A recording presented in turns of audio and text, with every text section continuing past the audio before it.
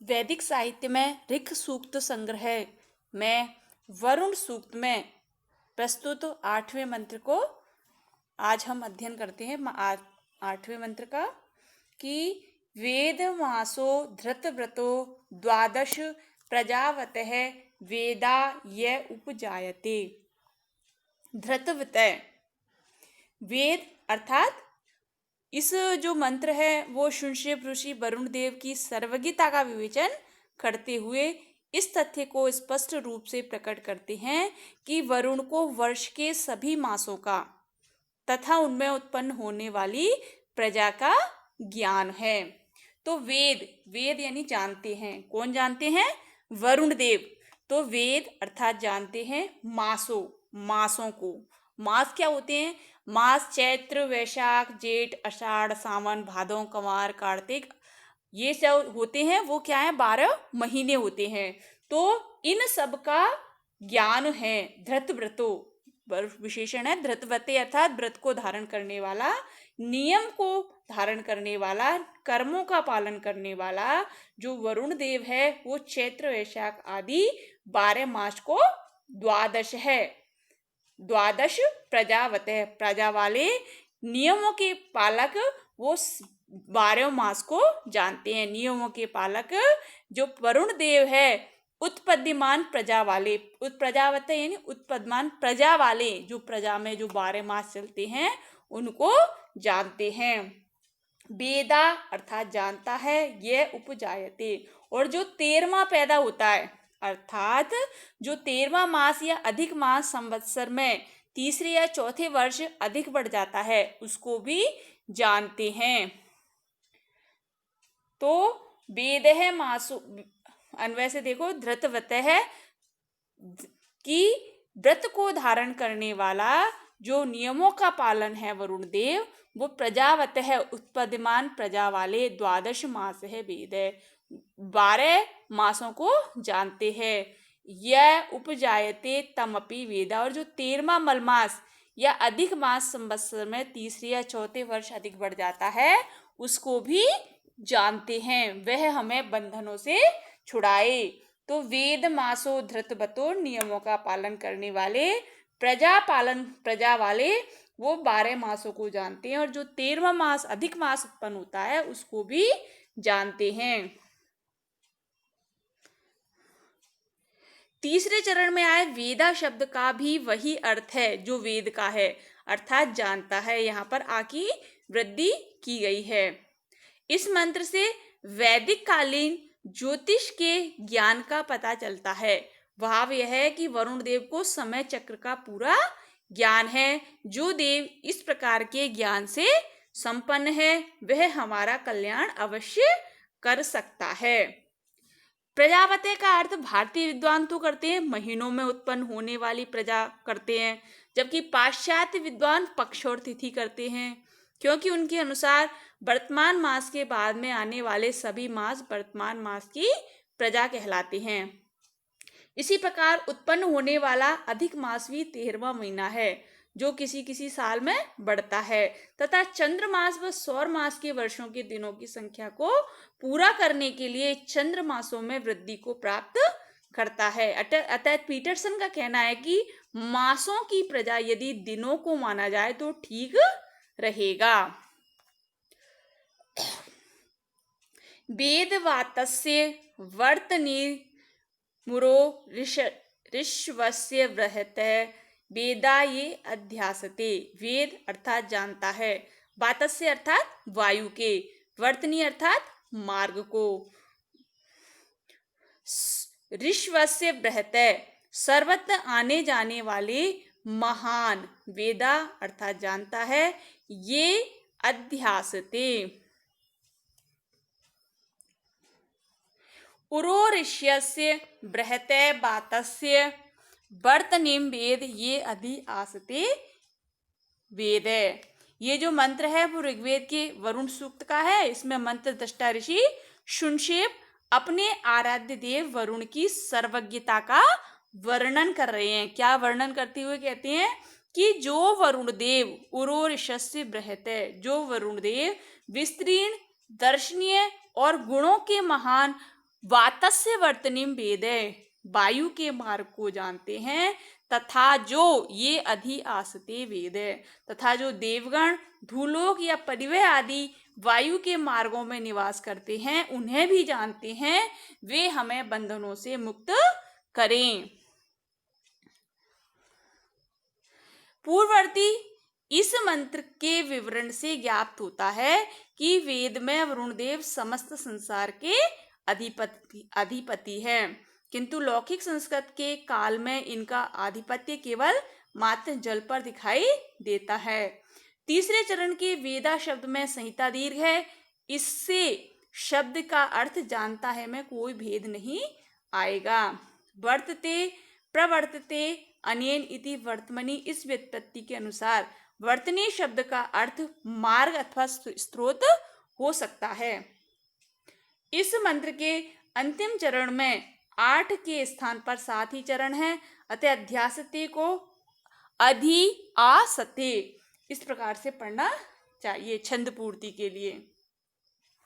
निषाद निषाद धृतव्रतो वरुण पत्या अश्वा साम्राज्य सुकर्तु।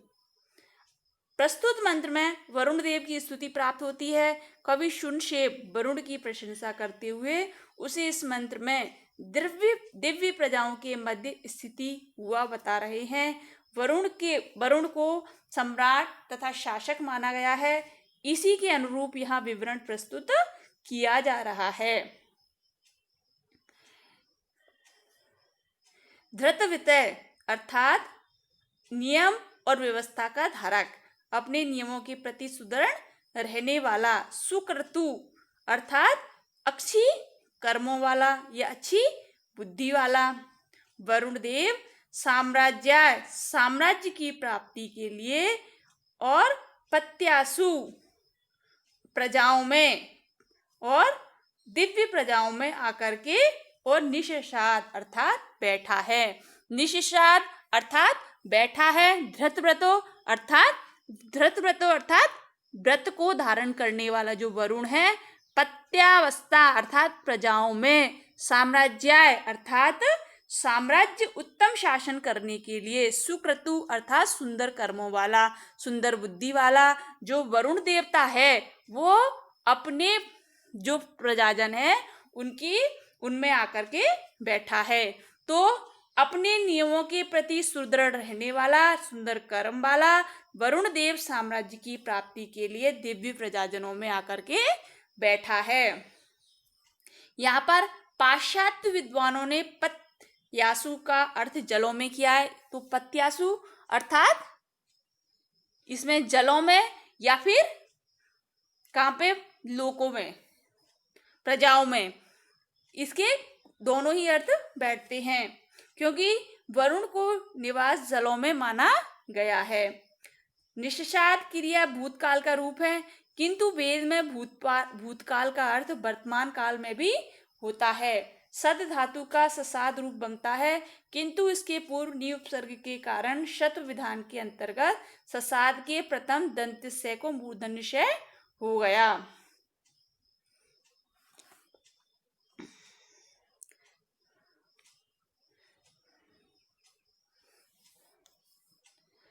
अगला श्लोक देखो।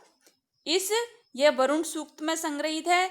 मंत्र दृष्टा ऋषि शुनशेप वरुण देव द्वारा किए गए आश्चर्यजनक कार्यों का विवरण यहाँ पर प्रस्तुत कर रहे हैं। तो अतो विश्वानि अद्भुता विचिकित्वान अभिपश्यति कृतानि या च कर्त्वा। अतः अर्थात इस स्थान से या इसलिए विश्वानि संपूर्ण, अद्भुता आश्चर्य विचिकित्वा प्रजावान, अभिपश्यति अच्छी तरह से देखता रहता है। कृतानि पूर्व काल में, या कृत्वा यह जिनको भविष्य में करने वाला है। तो अतः चिकित्वान अतः यहाँ से जान लेने वाला जो वरुण है, या कृतानि जो किए जा चुके हैं, च कृत्वा और जो प्रजा के द्वारा किए जाने हैं, विश्वानि उन सभी, विश्वानि च कृत्वा और जो प्रजा के द्वारा किए जाने हैं और जो किए जा चुके हैं, वो अपने आप में जान लेने वाला जो वरुण है, उन सभी अद्भुता अभिपश्यति, उन सभी आश्चर्यजनक कार्यों को भली प्रकार से देखता है। मंत्र देखिए, अतो विश्वानि अर्थात जो इस स्थान से जो वरुण देव है वो अद्भुता आश्चर्यजनक रूप से और विचिकित्वा यानी प्रज्ञावान जो वरुण है वो इस स्थान से संपूर्ण कार्यों को आश्चर्यमय ढंग से अभिपश्यति अच्छी तरह से देखता रहता है, जो कि कृतानिया च कृत्वा जो विश्व के द्वारा या प्रजाओं के द्वारा पूर्व काल में किए जा चुके हैं और जो भविष्य में करने वाले हैं, उन सभी कार्यों को देखता रहता है। वैदिक मंत्रों में विशेष और विशेषण इन दोनों में से विशेषण का प्रयोग अधिक प्राप्त होता है। यही कारण है कि उनके अर्थ भी विद्वानों ने अलग अलग विशेष्य के साथ प्रस्तुत किए हैं। जैसे प्रस्तुत मंत्र में चिकित्वान शब्द का अर्थ प्रज्ञावान होता है, जो कि यहाँ वरुण के लिए प्रयुक्त हुआ है, परंतु कुछ आचार्य से वरुण का विशेषण न मानकर उसके उपासक या भक्तों के लिए प्रयुक्त मानते हैं और इसका अर्थ इस प्रकार करते हैं कि कोई अन्य बुद्धिमान व्यक्ति वरुण की कृपा से भूतकाल की तथा भविष्य में होने वाली वस्तुओं को देखता है। इस प्रकार कृत्वा के भी दो अर्थ होते हैं, प्रजा के द्वारा किए जाने वाले कार्य और वरुण के द्वारा बनाए जाने वाले पदार्थ। विश्वानि अद्भुता जो ये शब्द है वो वैदिक काल का प्रयोग है। इसमें पुल्लिंग व नपुंसकलिंग के बहुवचन के प्रत्यय एक साथ प्रयुक्त हो सकते हैं। वेद में नपुंसक लिंग के प्रथमा और द्वितीय के बहुवचन में आ और नी दोनों प्रत्ययों का प्रयोग मिलता है।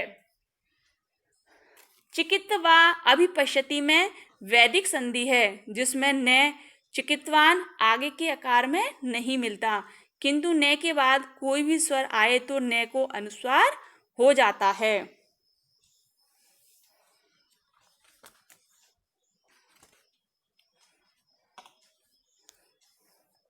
अगला मंत्र देखिए। इस मंत्र में शुनशेफ ऋषि प्रणीत वरुण सूक्त के इस मंत्र में जो वरुण देव से अपने उपासकों को अच्छे मार्ग पर चलने की प्रेरणा देने तथा उनकी उम्र बढ़ाने की कृपा करने को कह रहा है। सेनो विश्वाहा सुक्रतु आदित्य सुपथा करत प्रण आयुषि तारिषत। सुक्रतु अर्थात श्रेष्ठ बुद्धि वाला, से अर्थात वह सुप्रसिद्ध वरुण देव नो हमको विश्वाहा सदा सुक्रतु श्रेष्ठ बुद्धि वाला आदित्य अदिति का पुत्र सुपथा सुमार्ग से युक्त करत अर्थात करे। प्रण आयुष तारिषत आयुओं को तारिषत यानी बढ़ाए। तो सुक्रतु अर्थात तीव्र बुद्धि वाला, से वह वरुण देव, आदित्य अदिति का पुत्र वह वरुण देव, विश्वाहा अर्थात हम लोगों को, विश्वाहा सदा ने हम लोगों को, सुपथा अर्थात अच्छे मार्ग पर ले जाए। तीव्र बुद्धि वाला अदिति का पुत्र वह जो वरुण देव है वो हम लोगों को अच्छे मार्ग से ले जाए अर्थात सुमार्गगामी बनाए।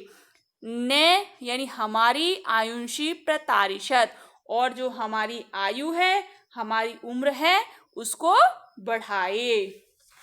इस मंत्र में वरुण को आदित्य कहा गया है। एक तो धृतवत है वरुण का विशेषण और इस जो मंत्र है इसमें वरुण को आदित्य कहा है। सब देवों को अदिति की संतान बताया गया है, अतः वे सब आदित्य कहलाते हैं। वैसे भी 12 आदित्यों में 5वें आदित्य का नाम वरुण प्राप्त होता है। पाश्चात्य विद्वान सुपथा को द्वितीय का रूप मानकर इसका अर्थ करते हैं उत्तम मार्गों को करे, जबकि भारतीय विद्वान जो है वो सुपथा का तृतीय को स्वीकारते हैं। करत तारिशत, ये जो क्रियाएं हैं वो लेट लकार की हैं। यह लकार केवल वेद में ही पाया जाता है तथा लौकिक संस्कृत में इसका प्रयोग नहीं मिलता। ये जो विशेषता है वो वैदिक संस्कृत और लौकिक संस्कृत में लिखेंगे इसको, कि जो करत और तारिशत ये जो लेट लकार होता है वो केवल वेद में ही पाया जाता है तथा लौकिक संस्कृत में इसका प्रयोग नहीं मिलता है।